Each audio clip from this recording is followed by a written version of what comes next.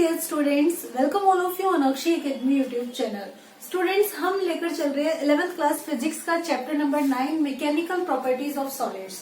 इस चैप्टर में हमारे पास जो टॉपिक चल रहा था वो इलास्टिसिटी से बेस्ड जो हमारे पास प्रैक्टिकल लाइफ में हमें एग्जाम्पल्स देखने को मिलते हैं, हम वो कर रहे हैं। ओके, 2 एग्जाम्पल्स हम कर चुके हैं और उसके बाद अदर कॉन्सेप्ट जो है वो आज इस वीडियो में कंटिन्यू कर लेते हैं। तो सबसे पहले हम यहाँ पर डिस्कस करते हैं कि इस कॉन्सेप्ट के बेस पर हम किसी भी माउंटेन की जो हाइट है ना उसको कैसे फाइंड आउट कर सकते हैं। तो बच्चा, आपने देखा होगा माउंटेन जो होते हैं, क्या कभी सोचा है कि जो माउंटेन है वो अर्थ के अंदर क्यों नहीं धंसते हैं? मतलब वो अर्थ के ऊपर ही क्यों रहते हैं? उनके अंदर इतना सारा वेट होता है, उसके बावजूद भी वो अर्थ के अंदर नहीं जा पाते हैं, धंसते नहीं है। क्यों नहीं धंसते हैं?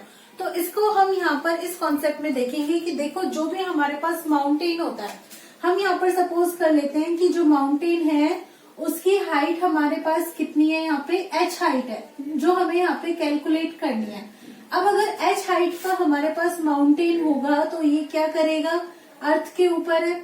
ओके, तो इसका मीनिंग ये हुआ कि यहाँ पे इसका सारा का सारा जो वेट है वो इसके ऊपर है, और ये जो सारा वेट है यहाँ पर एक फोर्स जो है ग्रेविटेशनल फोर्स के थ्रू वो क्या होगा? वर्टिकली डाउनवर्ड जो है लगेगा। अब ये जो फोर्स है यहाँ पर जो लगता है, अगर हम इसको लेते हैं कि ये पर यूनिट एरिया में कितना फोर्स लगेगा। ओके, फोर्स यानी कि फोर्स पर यूनिट एरिया, तो वो हमारे पास क्या हो जाता है? वो हो जाता है स्ट्रेस। यानी कि ये जो आपके पास माउंटेन है ये कितना स्ट्रेस जो है अर्थ पर लगाता है। हम ये सपोज कर रहे हैं कि ये हमारी अर्थ है और ये माउंटेन जो है कितना स्ट्रेस लगाता है। तो बच्चों, जो भी ये स्ट्रेस यहाँ पर लगाता है वो एक तरीके से एक प्रेशर जो है वो अप्लाई करता है। ओके, प्रेशर अप्लाई करता है, वर्टिकल डायरेक्शन में अप्लाई करता है। तो h हाइट है इसकी, तो इसको हम यहाँ पर डिनोट करते हैं किससे? h रो g से। ये हमारे पास इसका क्या आ जाता है? स्ट्रेस आ जाता है जो ये यहाँ पे पर यूनिट एरिया अप्लाई करता है। अब कॉन्सेप्ट ये है कि इतना एरिया, मतलब इतना स्ट्रेस अप्लाई करने के बाद भी ये जमीन के अंदर क्यों नहीं धंसता है? तो वो कॉन्सेप्ट ये है बच्चों कि ये जो माउंटेन हमारे पास यहाँ पे होता है, ये जो भी फोर्स अप्लाई करता है, ये इस माउंटेन के अंदर जो रॉक होती है, ओके, जो भी इसके अंदर जो रॉक होती है उनकी इलास्टिक लिमिट से क्या हो जाता है? कम हो जाता है। यानी कि जो भी कैपेसिटी होती है, इलास्टिक लिमिट, अगर आपने उसको क्रॉस कर लिया तो उसके बाद क्या मिलेगा? Breaking point. ओके, तो ब्रेकिंग पॉइंट तक इसे नहीं पहुंच रहा है, यानी कि जो भी फोर्स अप्लाई करेगा यहाँ पर क्या होगा? इलास्टिक लिमिट से कम अप्लाई करेगा। तो यहाँ पर जो भी मटेरियल है, ये रॉक जो भी है, इसकी जो इलास्टिक लिमिट होती है वो कितनी होती है? वो हमारे पास होती है 3 into 10⁸ Newton per metre square. इसका मीनिंग ये हुआ कि ये जो भी यहाँ पे स्ट्रेस अप्लाई कर रहा है वो इस इलास्टिक लिमिट से क्या होना चाहिए? कम होना चाहिए या फिर इसके इक्वल होना चाहिए। Okay, fine. So stress that is equal to h rho g into 3 into 10⁸, where h क्या है हमारे पास? हाइट है, ये हम पहले ले चुके हैं। Okay, this is the height and rho क्या है हमारे पास? बच्चों, ये डेंसिटी होती है। ठीक है, डेंसिटी है किसकी? जो भी माउंटेन है ना उसके मटेरियल की डेंसिटी है कि माउंटेन जो है वो किससे मटेरियल से बनी हुई है, तो उस मटेरियल की डेंसिटी है ये। डेंसिटी आपको ध्यान होगा मास पर यूनिट वॉल्यूम, यानी कि पर यूनिट वॉल्यूम में कितना मास होगा वो आपकी क्या हो जाएगी? Density. And g is the gravitational acceleration which has value newton per metre square, 10 newton per metre square. Basically 9.8 होता है, लेकिन हम इजी कैलकुलेशन के लिए 10 लेकर चलते हैं। ओके, तो आप यहाँ से हाइट को अगर कैलकुलेट करेंगे तो ये आपके पास क्या होगा? 3 into 10⁸ divided by rho into g. अब जो भी यहाँ पे मटेरियल है, हम एक काम करते हैं, एग्जाम्पल लेकर चलते हैं कि जो हमारे पास रो है, ओके, रो जो भी है इसकी वैल्यू है हमारे पास 3 इंटू 10⁻³ किलोग्राम पर मीटर क्यूब। अब बच्चा, अगर आपके पास डेंसिटी इतना है और जी की वैल्यू तो आपके पास 10 है ही, तो आपकी हाइट देखो क्या होनी चाहिए? 3 इंटू 10⁸ रो हो गया है हमारे पास 3 इंटू 10⁻³ और इंटू 10। आप देख रहे हो 3 से 3 कैंसिल, 10 की पावर 8 है और यहाँ पर 3 और 4 कितना हो गया? 4। तो 8 - 4 फाइनली कितनी आ गई है? 10⁻⁴। इसका मीनिंग ये हुआ कि जो भी हमारे पास हाइट है उसकी वैल्यू क्या होनी चाहिए, 10⁻⁴ मीटर होनी चाहिए, या फिर उससे क्या होनी चाहिए, कम होनी चाहिए। आपको ध्यान होगा बेटा, वर्ल्ड में जो सबसे हाईएस्ट आपके पास माउंटेन है वो कौन सी होती है, माउंट एवरेस्ट है, ध्यान है ना। और उसकी हाइट कितनी है, 8848 मीटर।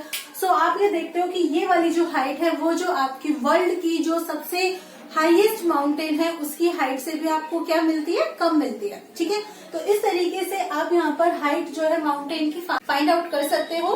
तो आप इसे नोट कर लीजिए। इसके बाद हमारे पास नेक्स्ट कॉन्सेप्ट आ जाता है कि एक शाफ्ट होती है। शाफ्ट, आपको ध्यान है ना, आपने लास्ट ईयर इलेक्ट्रिक मोटर पढ़ा है ना, इलेक्ट्रिक मोटर जिसके अंदर आर्मेचर होती है, मतलब और उस जनरेटर में क्या होता है कि वो जो कॉइल होती है, एक शाफ्ट जो होती है उसके सराउंडिंग एरिया में क्या करती है, रोटेशन करती है।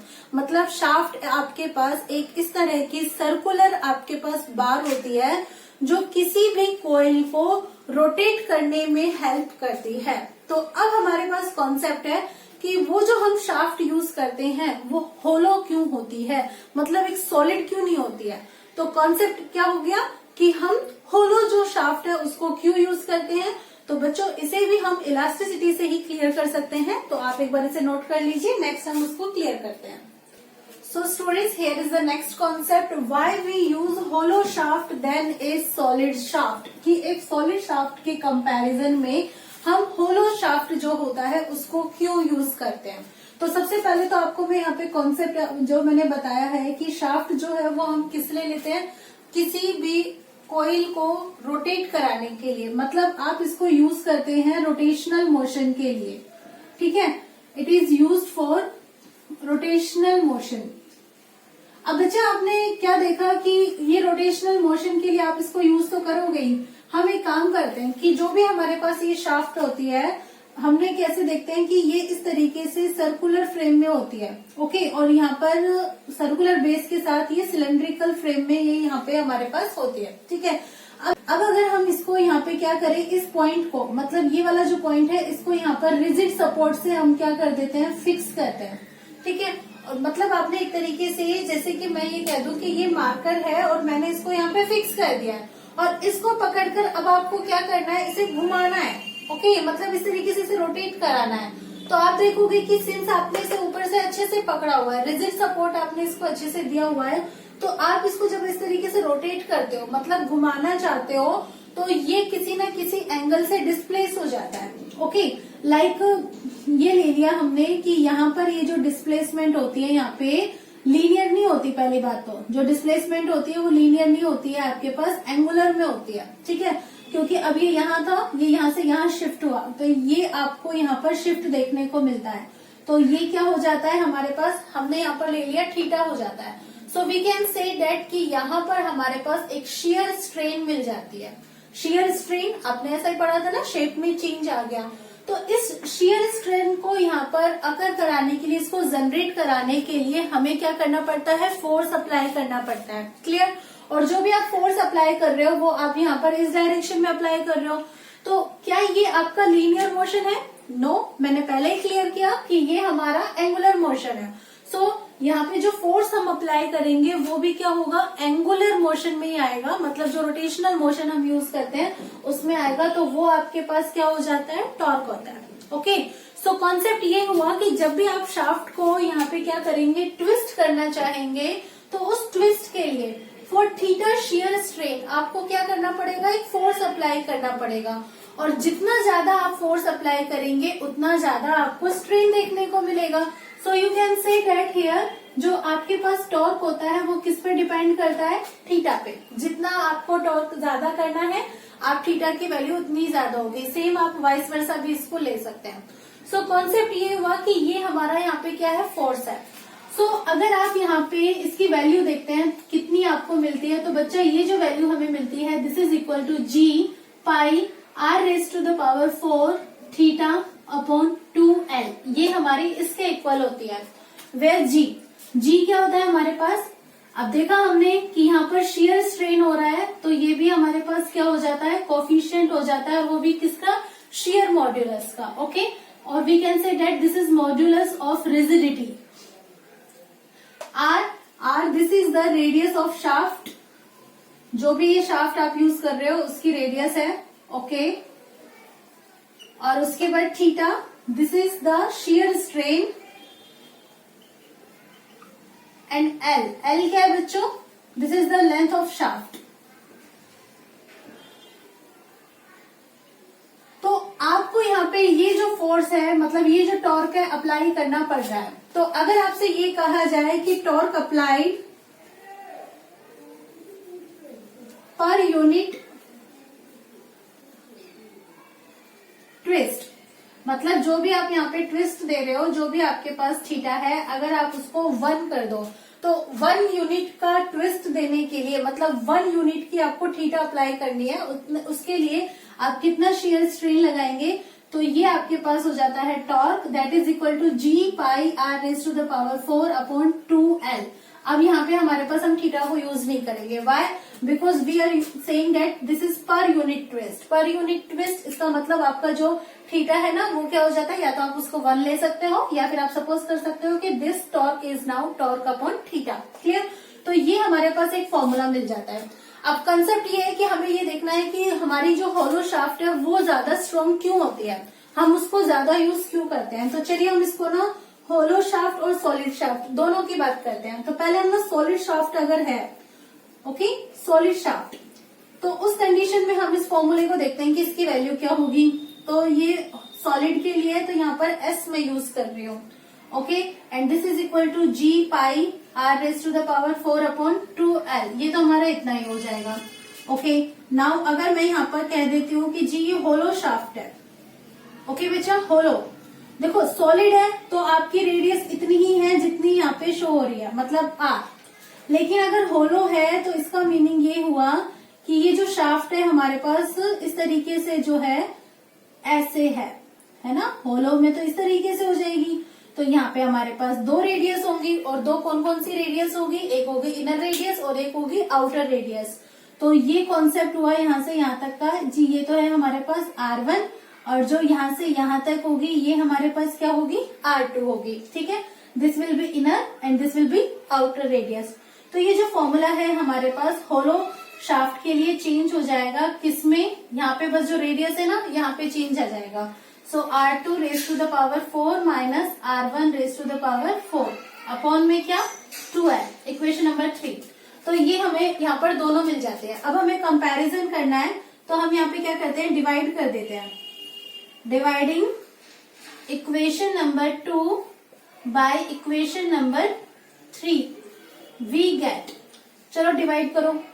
डिवाइड करते हो तो आपके पास यहाँ पर सॉलिड वाले के लिए जो टॉर्क है इसमें आप डिवाइड करोगे होलो वाले के लिए, ओके। और यहाँ पे G pi R raise to the power 4 upon 2L, और ये वैल्यू इसे डिवाइड कर रहे हो तो ये आपके पास यहाँ पे हो जाएगी R2 raise to the power 4 minus R1 raise to the power 4 upon 2L। जो वैल्यूज कैंसिल होती है कैंसिल कर दीजिए, चलो, G से G कैंसिल, पाई से पाई कैंसिल, 2L से 2L cancel, okay fine. So torque S upon torque hollow is equal to R raise to the power 4 upon R2 raise to the power 4 minus R1 raise to the power 4। ये हमें यहाँ पे मिल गया, ठीक है। अब आप इसे चाहें तो इसे एक्सपेंड कर सकते हैं, कैसे, R raise to the power 4 तो है ही, और ये आप यहाँ पर x square minus y square वाला फॉर्मूला बन रहा है, लेकिन यहाँ पे पावर क्या है, 4 है। तो मतलब हम ये ले सकते हैं कि ये R2 स्क्वायर का स्क्वायर है माइनस ये R1 स्क्वायर का स्क्वायर है। तो आप एक बार इसे नोट कर लीजिए, देन मैं आगे कंटिन्यू कर देती हूँ। अब अगर हम इस इक्वेशन का रेसिप्रोकल लें, तो रेसिप्रोकल लेने पर हमें मिलेगा torque for hollow upon torque for solid, and this is equal to R2। अब यहाँ पर आप x square minus y square वाला फॉर्मूला लगा दीजिए, तो एक बार तो आपका ये माइनस हो जाएगा, क्लियर, और नेक्स्ट टाइम आपका क्या होगा, ये प्लस हो जाएगा, ओके। और डिवाइड कर रहे हो किससे, यहाँ पे R raise to the power 4 है, आप इसे इक्वेशन नंबर 2 ले लीजिए। अब आपने देखा कि आपकी जो शाफ्ट है वो कैसी है, एक तो होलो है और एक कैसी है, सॉलिड है। तो आपको कंसेप्ट देखना है कि कौन सा बेटर है। तो आप ये देखोगे कि जो दोनों की लेंथ है आपने क्या ली थी, सेम ली है ना, बस रेडियस में आपने बताया कि आउटर और इनर हो जाता है होलो के अंदर। लेकिन अगर आपको कंप्लीटली कंपैरिजन देखना है तो आप उनका वॉल्यूम भी क्या लेंगे, सेम लेंगे। सो कॉन्सेप्ट अब आप यहाँ पर यूज करेंगे since the volume is same, okay, since the volume of both shaft is same. अब बच्चे अगर आपके पास वॉल्यूम यहाँ पर सेम है तो दोनों के लिए ही सेम है, यानी कि सॉलिड का वॉल्यूम इक्वल है किसके, हॉलो के वॉल्यूम के। अब ये हमारे पास यहाँ पर सिलेंड्रिकल शेप में है दोनों, ठीक है, तो इसका मतलब यहाँ पर सिलेंडर के वॉल्यूम का फॉर्मूला लगेगा and that is equal to pi r square h. Okay, तो सॉलिड के लिए पाई आर, तो एज इट इज है एच आप यहाँ पर ले रहे हो लेंथ, ठीक है, तो ये है आपके पास एल। नेक्स्ट टाइम होलो की आप बात करोगे तो होलो के कंसेप्ट में आपके पास लेंथ तो दोनों की क्या है, सेम है, लेकिन रेडियस ऐसे चेंज हो जाती है। ओके बच्चा, लेंथ तो वही है आपके एल है, तो आपके पास ये हो जाएगा पाई और ये होगी आपके पास R2 square minus R1 square into L. तो आप देख रहे हो पाई से पाई कैंसिल, एल से एल कैंसिल, सो फाइनली आपको आर स्क्वायर की वैल्यू मिल रही है R2 square minus R1 square. आप देखो ऊपर ये जो इक्वेशन नंबर 2 है इसमें हमें इस वैल्यू की बहुत जरूरत है ना, तो हम इस वैल्यू की जगह ये वाली वैल्यू यहाँ पे अप्लाई कर देते हैं। सो नेक्स्ट टाइम हम यहाँ पर लिखेंगे बाय पुटिंग वैल्यू ऑफ, किसकी वैल्यू आप अप्लाई कर रहे हो, R2 square minus R1 square की, कहाँ पे, इन इक्वेशन नंबर 2 में, कहाँ से, फ्रॉम इक्वेशन नंबर 3 से। ओके बच्चा, तो आपको क्या मिलेगा, यहाँ पे आप देखो torque for hollow upon torque for solid is equal to, इसकी जगह आपने ये अप्लाई किया आर स्क्वायर, मल्टीप्लाई हो रहा है R2 का स्क्वायर प्लस R1 का square upon R raise to the power 4, इससे ये कैंसिल होगा, 2 टाइम आ जाएगा, तो ये हमारे पास हो जाएगा R2 square plus R1 square upon R square. Okay बच्चा, तो ये कॉन्सेप्ट हमें मिला। अब आप एक बात देखो क्या कि आपके पास टॉर्क फॉर होलो और ये रेशियो है किसका, टॉर्क फॉर सॉलिड के साथ, this is equal to R2 square plus R1 square upon R square. चलो हम कंपैरिजन करते हैं, क्या हम ये देखते हैं कि हमारे पास R स्क्वायर की जो वैल्यू थी ना वो R2 square minus R1 square में आती है। हम यहाँ पर एक काम करते हैं, एग्जाम्पल, सिर्फ एग्जाम्पल के लिए समझना, R2 स्क्वायर इसकी वैल्यू ले लो आप 4, ठीक है, R1 स्क्वायर इसकी वैल्यू ले लो आप मान लो 1 है, तो 4 माइनस 1 कितना हुआ, 3 हुआ ना, यानी कि R स्क्वायर की वैल्यू कितनी हुई, 3 हुई। ओके, समझ में आ रहा है ना। अब ऐसे यहाँ पे देखो, अब तो ये प्लस है, तो ये R2 square plus R1 square, R2 square हमने कितना लिया था 4 और ये क्या 1, और 4 और 1 कितना हो गया 5, क्लियर, तो वो तो हमें मिला 5, लेकिन ये हमारे पास क्या है 3। सो कॉन्सेप्ट ये हुआ कि 5/3 है, तो इसकी वैल्यू इससे क्या है ज्यादा है, या फिर हम ये कह सकते हैं कि 5/3 जो है उसकी वैल्यू 1 से क्या है ज्यादा है, so it is greater then 1। समझ में आया ना, जो मैंने एग्जांपल दिया उससे क्लियर हो गई आपको। सो कॉन्सेप्ट ये हुआ कि आपको यहाँ पे अब आप देख रहे हो कि टॉर्क फॉर होलो जो है वो आपका टॉर्क फॉर सॉलिड से क्या है ज्यादा है। अब बच्चा देखो, आपने होलो जो शाफ्ट है उसके लिए जो फोर्स लगाया वो ज्यादा है, यानी कि ज्यादा मेहनत कहाँ करनी पड़ रही है, होलो के केस में, ओके, और ज्यादा मेहनत यहाँ करनी पड़ रही है, इसका मतलब हम ज्यादा एक्स्ट्रा एफर्ट यहाँ पे लगा रहे हैं, तो यानी कि ये ज्यादा स्ट्रोंग है, ओके, क्योंकि हमें ज्यादा मेहनत यहाँ करनी पड़ रही है इसको ट्विस्ट करने में। हम थोड़ी मेहनत करेंगे तो हम सॉलिड को इजीली ट्विस्ट कर देंगे, लेकिन हम होलो वाली जो शाफ्ट है उसको जल्दी से आसानी से ट्विस्ट नहीं कर पाएंगे। सो इसीलिए हम क्या करते हैं, होलो शाफ्ट का यूज करते हैं। So we can say here that since torque for hollow is greater than torque for solid, so there is a, or we can say there is an extra work needed for rotating hollow shaft। hollow shaft के rotate करने के लिए हमें ज्यादा extra effort करना है, सो hollow shaft is stronger।